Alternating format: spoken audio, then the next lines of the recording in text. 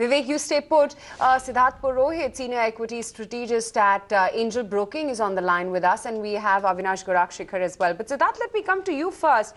Vivek just highlighted the nitty-gritties of the quarter, and it doesn't seem like a very impressive set, considering they had RMC costs in the commodity cycle in their favor and pricing power in the North Indian region as well.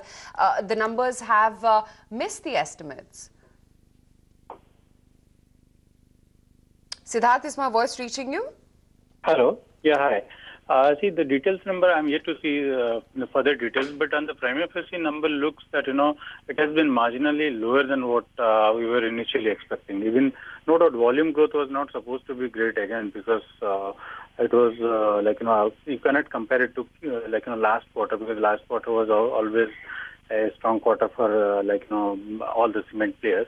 But prima facie, I think there is marginal kind of lower than what we are estimating. Further details we need to really check from the press release. But prima facie it looks little lower than what we thought of. Right. Vivek, just walk us through, for the benefit of our viewers, the highlights of the quarter gone by. What is it that they've clocked in terms of the EBITDA as well as the realizations and volumes, etc.? Okay, Vivek is going to get back us in just a bit. But Avinash, your first take, if you've gone through the numbers, because on all counts, be it the PAT performance, which is coming at 238 crore rupees, be it the revenues, or for that matter, the margins as well, this is not like a great set of numbers. The margins have come in at 14.2%. We were working with an assumption of about 15.3%. Volume growth has come in at 6.1%. And the PAT, of course, looks bloated at this juncture.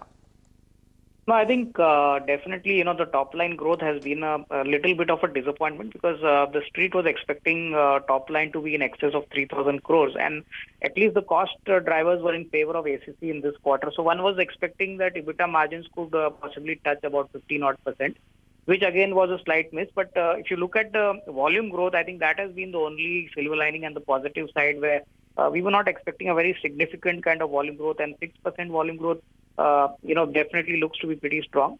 Our sense is that, the bottom line may have got affected because of higher depreciation. The market was factoring in a lower depreciation charge, but otherwise, I think clearly not a very great set of numbers, but, this kind of profit has also come off on a lower base.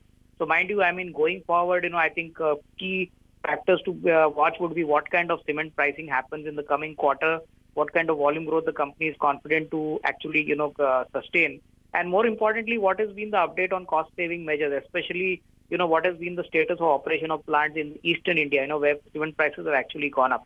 So I think all said and done, it's not a very bad set of number, but a clearly moderately, lower than expectation kind of number, which the company has put out. Lower than expectation, yes, considering that's the report card. It's only red ticks, be it the PAT, the sales, or for that matter, the margins. But Mangesh Bhadang as well is on the line with us. Mangesh, considering we were expecting a sharp growth in the EBITDA per ton, because they had better pricing power when it came to the north as well as central India regions, would you say that the stock continues to be a hold or even a buy at this juncture? How would you, what would you recommend to your clients to do with the stock now? Looking at the current numbers in terms of EBITDA as well as EBITDA per ton, I think the numbers are ahead of my expectations as well as street expectations.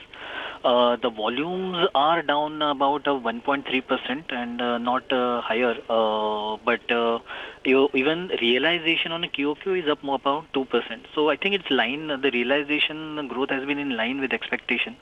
What is very good is that the company has shown almost 7% decline in operating cost on a YOY basis, which has led to margin expansion, and the EBITDA margins, including your other operating income, is around 15.7%. So this is more than what we were anticipating, and the pricing is something which is not in the hands of the company.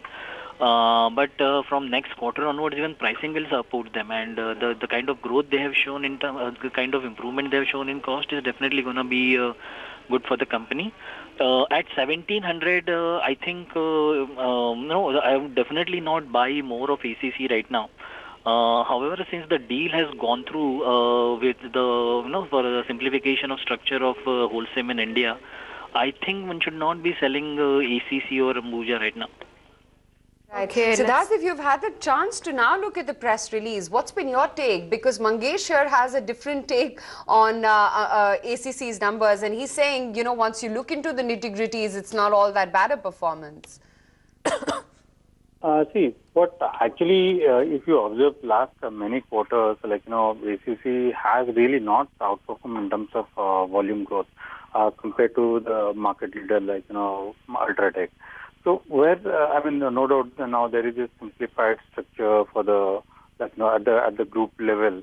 But what I believe is that the market is estimating that, post simplification of structure, there would be new capacity expansion and all. But given this current number, I don't see really many things, exciting about it that, we should be cheering this result. Obviously, there are much better days ahead once, the entire process gets simplified. But purely based on if you talk about operating, I'm really not hopeful of immediate revival in terms of volume growth or maybe, profitability. So not really very excited from this result per se. We'll call in the stock then. And then, yeah. Yeah, okay.